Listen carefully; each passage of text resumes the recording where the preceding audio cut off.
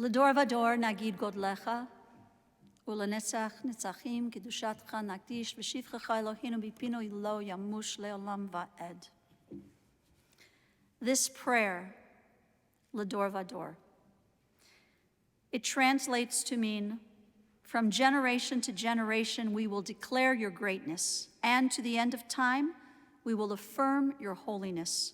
Our God, your praise shall never leave our lips, for you are God and sovereign, great and holy.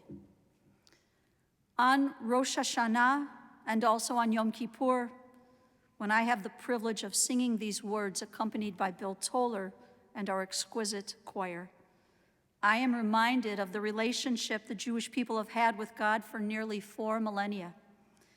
And each year when I offer this particular musical setting, one which was composed by Cantor Mayer Finkelstein, I always think about my generations, the ones whose shoulders I stand.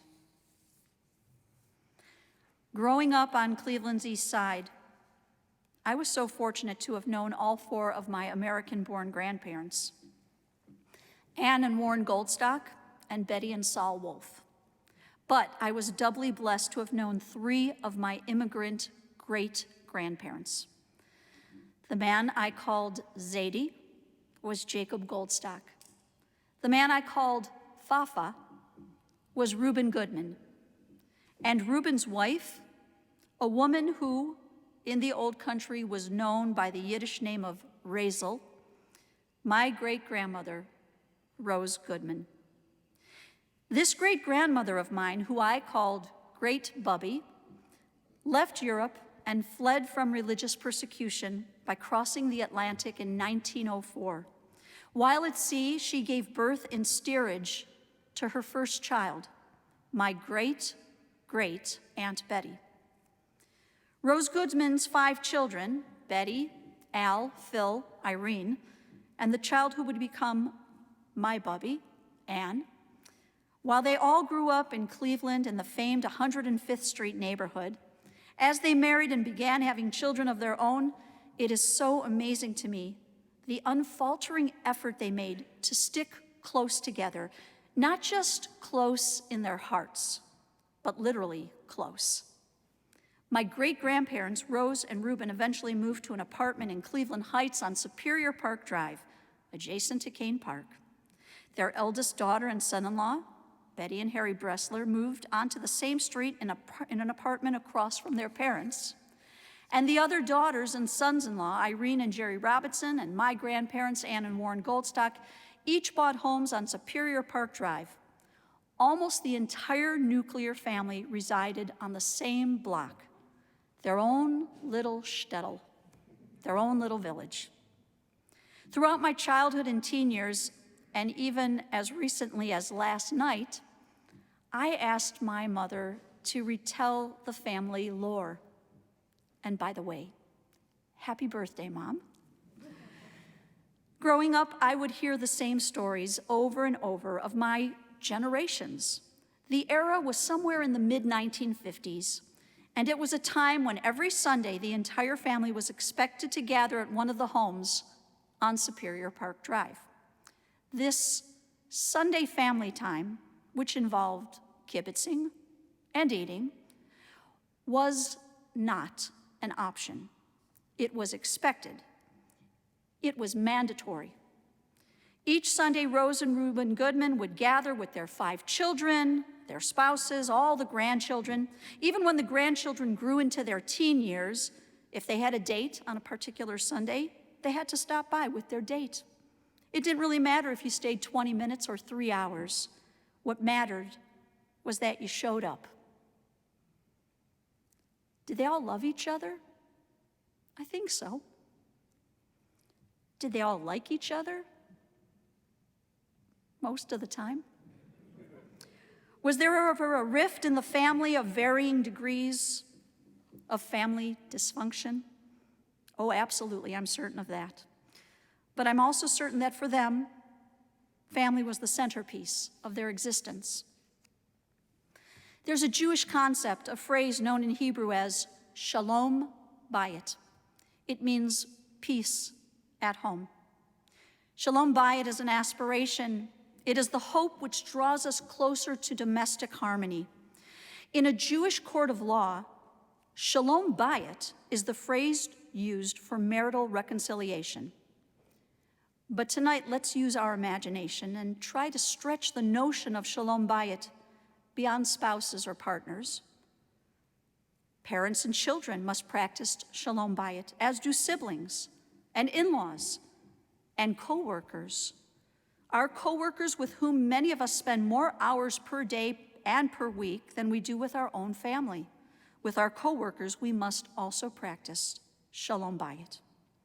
Now, while the phrase Shalom Bayit urges that we should strive for peace within the place we dwell, this phrase also calls us to strive for peace in the one and only home, or bayit, that is unique to each and every individual. And that home is the physical body that each of us have been blessed to reside.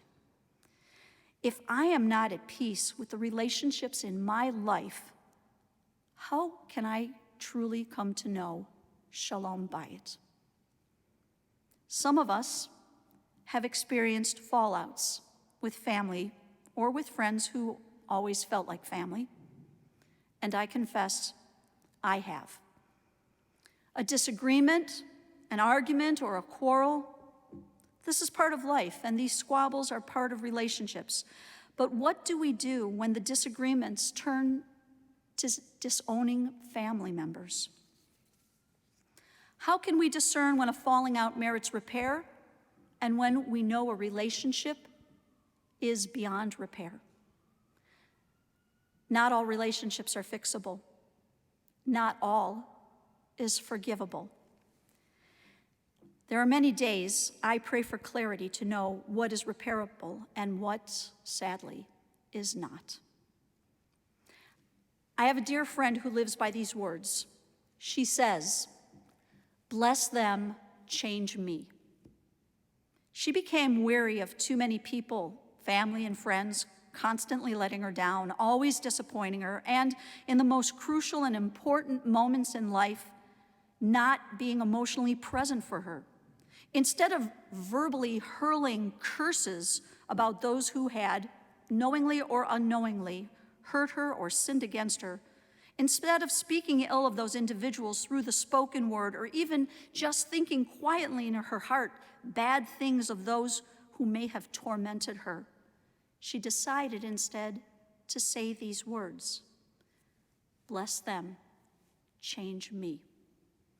She decided that this mantra was what she found to be the best for her physical and emotional health. It brought her a personal Shalom Bayit.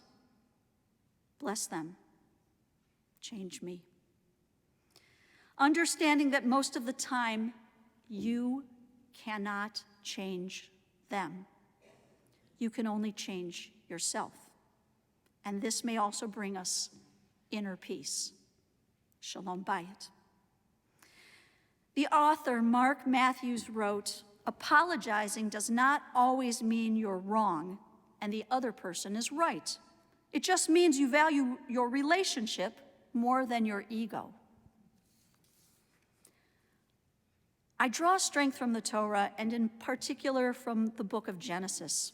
Our matriarchs and patriarchs, so many dysfunctional families, so many problems. I often think of Joseph and his 11 brothers. You know the musical. It was so good they put it in the Torah. Joseph, as we recall, was his father's favorite. Joseph was overly confident and cocky, and he preached to his brothers of his dreams, which clearly informed the siblings that one day they would be bowing down before him. The brothers' hatred and jealousy led them to beating up their brother, stealing his multicolored coat, throwing him in a pit, and finally selling him to Midianite merchants, which ultimately delivered Joseph into slavery. Dayenu, that would have been enough, but no. To make matters worse, even more tragic, the brothers soaked Joseph's shredded coat of many colors in the blood of a goat, and bringing the bloodied garment to their father Jacob, They then inflicted what was perhaps the greatest imaginable pain of all. They told Jacob that his favorite child, Joseph, was killed, torn into pieces by a wild beast. After many, many, many years, Joseph, whose talents as an interpreter of dreams were recognized and praised by all, he had grown to be Pharaoh's chief advisor. And when Joseph's brothers came to Egypt during a time of great famine, they stood before Joseph, pleading for food. But in this moment, they do not know that their brother is the one who stands before them. Now, each year, when the cycle of our Torah guides me to this moment, this portion known as Vayigash, I eagerly and emotionally drink in the phrase found in Genesis chapter 45, verse 3, which says, Vayomer Yosef el Echav, Ani Yosef, ha'od avichai.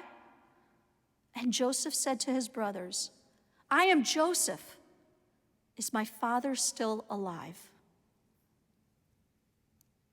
Moments later in the same portion, in verse 15, we learn the following, that he, Joseph, kissed all of his brothers and wept upon them. Only then were his brothers able to talk to him. Every year in reading this passage, I am reminded that if reconciliation is possible between Joseph and his brothers, then it should be possible for me, or you, and those with whom I have been estranged to reconcile. And still we may ask ourselves, is it possible? Is it? Is reconciliation and forgiveness always possible? The one thing we all can agree on is that we are human and we try, but we are mere mortals, and we are all, each and every one of us, broken. Bless them. Change me. And so tonight, friends, we stand together at a bit of a crossroads. The moments and the failures and successes of the old year, along with the hope and promise of this new year. In this new year of 5,783, can we commit to examine our relationships, especially the ones that are broken and in need of repair? Can we seriously think about some important questions, like, are all broken relationships repairable? Or, if a relationship is not repairable, when will we find clarity in distancing ourselves from the toxicity and the dysfunction? Or how far are we able to bend for the sake of Shalom Bayit? Have we done all that we can to seek forgiveness? And perhaps most importantly, have I found true Shalom Bayit from within and forgiven those who have done wrong to me? Have we found true Shalom Bayit from within and forgiven those who have done wrong to us? I pray that this year, which finds the hearts of parents and grandparents reunited with the hearts of their children and grandchildren, I pray that this year will be a year that finds the hearts of brothers and sisters reunited with one another. And I pray that this year will be a year where all of us might enthusiastically seek and discover true Shalom Bayit. L'dor vador, from generation to generation. As our ancestors, our great-grandparents and grandparents struggled to keep our families united, tonight on the eve of this new year, let us all find the strength to search and possibly even struggle and ultimately repair all that we can. Amen.